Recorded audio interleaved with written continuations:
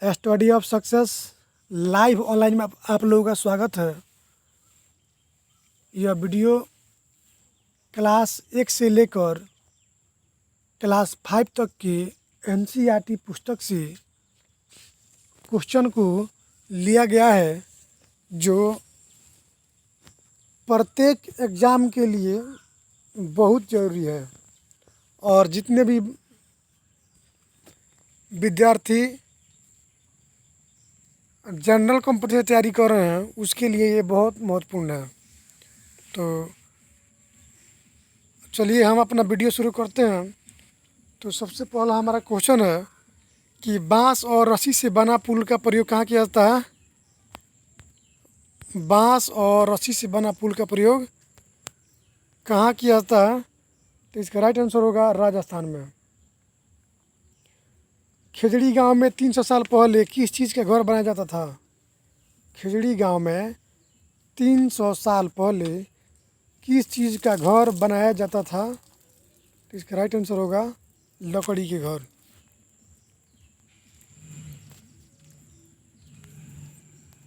अगला क्वेश्चन है, खेजड़ी गांव में कौन से लोग रहते हैं? अगला क्वेश्चन है, खेजड़ी गांव में कौन से लोग रहते हैं? इसका राइट आंसर होगा बिश्नोई। कम पानी में जीवित रहने वाले पेड़ का नाम क्या है? कम पानी में जीवित रहने वाले पेड़ का नाम क्या है? तो खेजड़ी पेड़।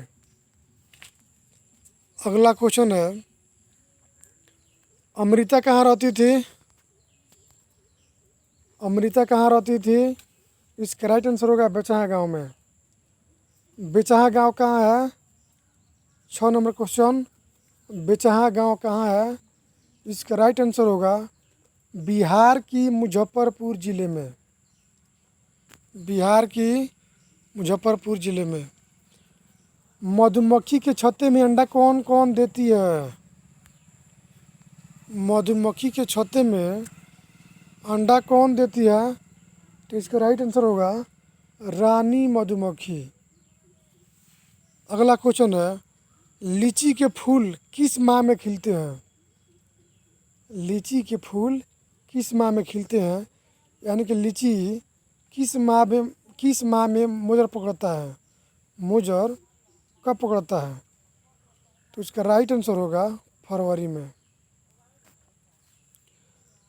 मधुमक्खी अंडा कब देती है? मधुमक्खी अंडा कब देते हैं?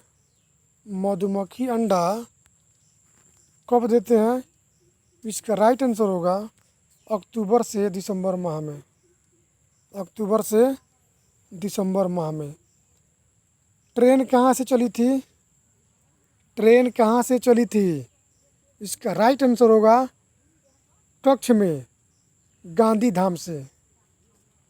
कच्छ में गांधी धाम से।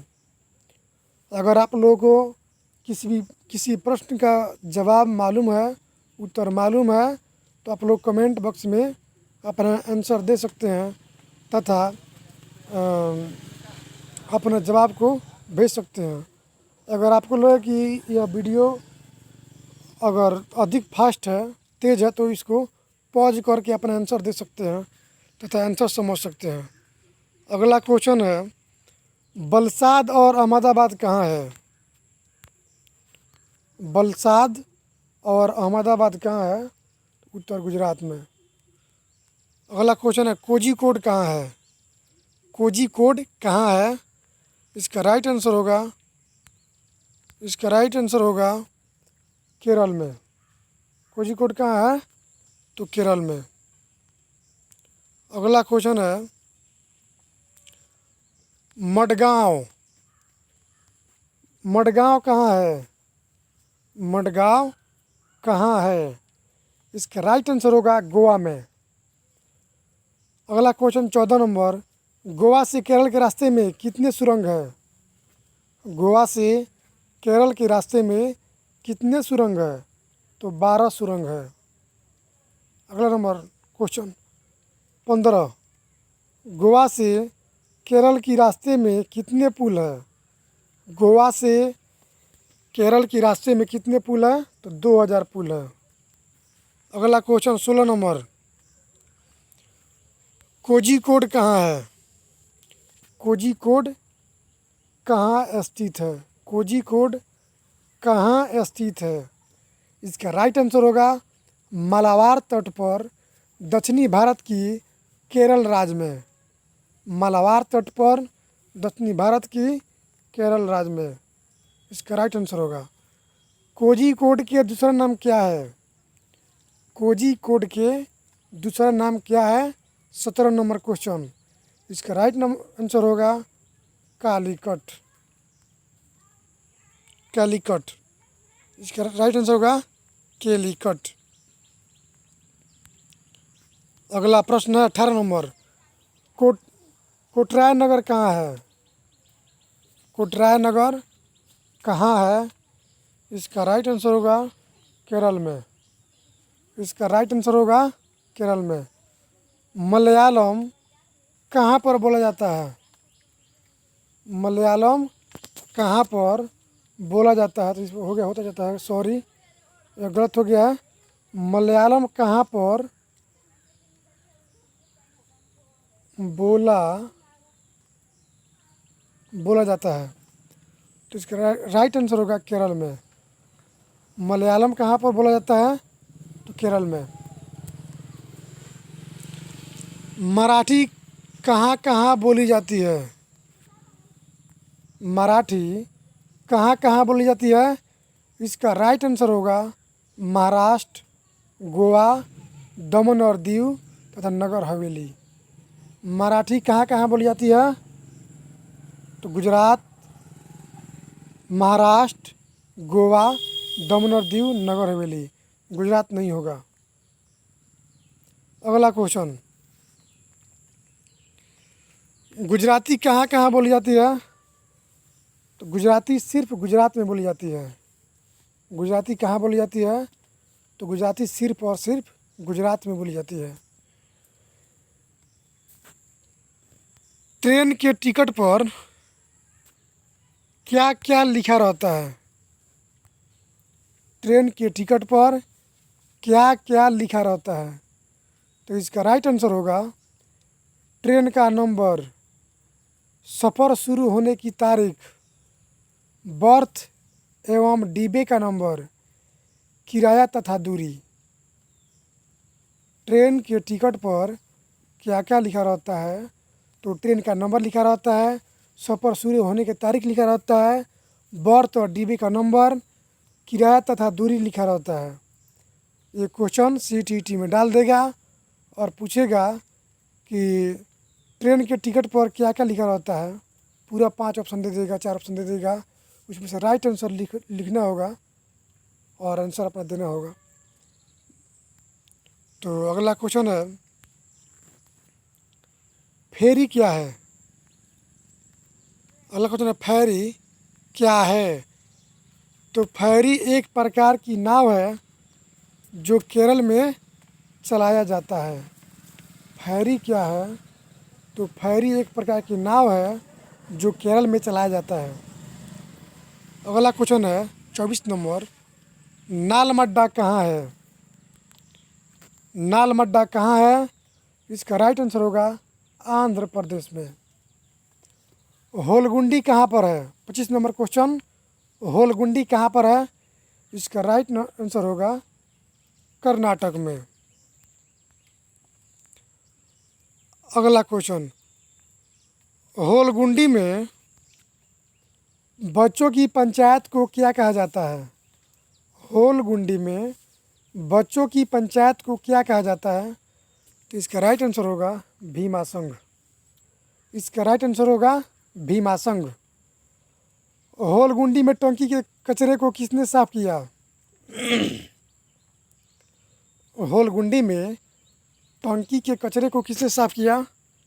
इसका राइट आंसर होगा भीमा संघ। भीमा संघ।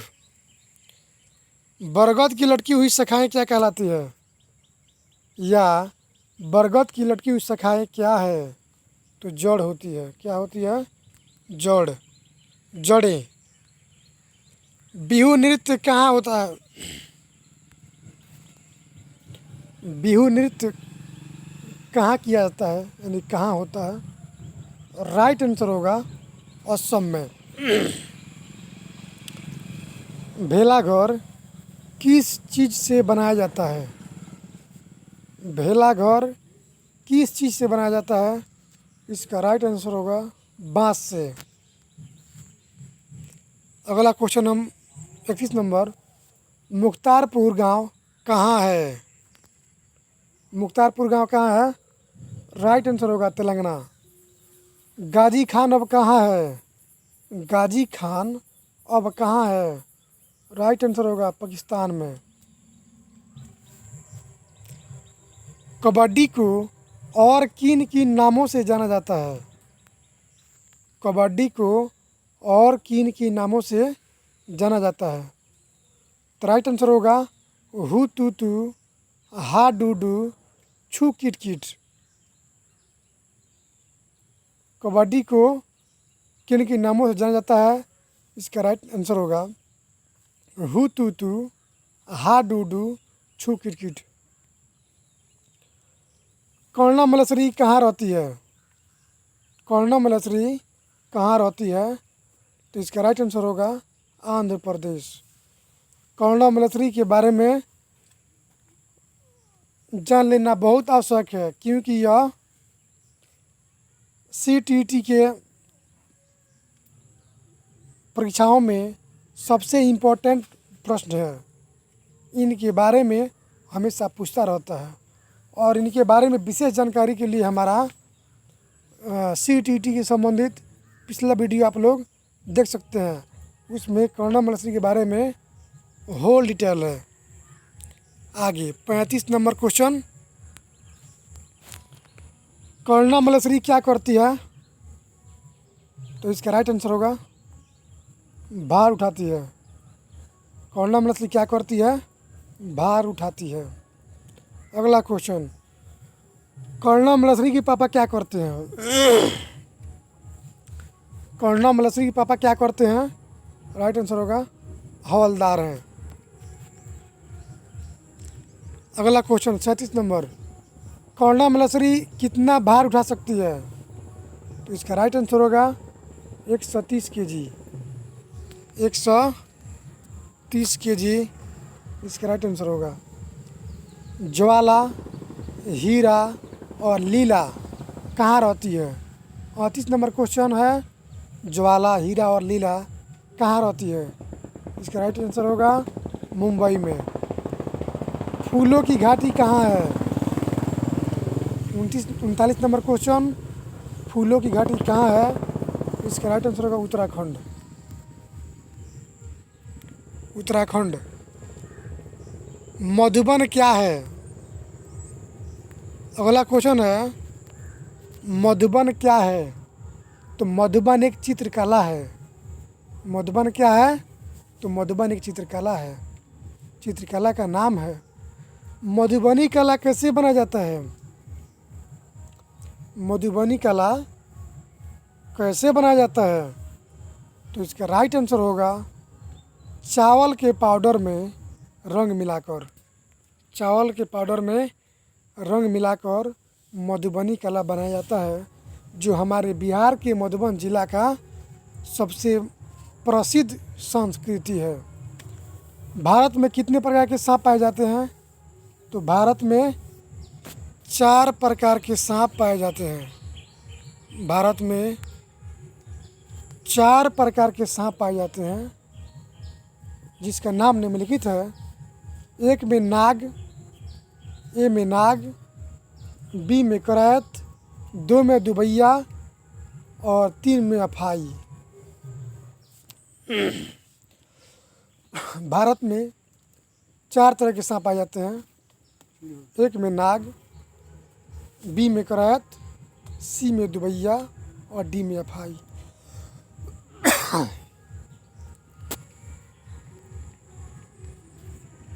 अगला क्वेश्चन है,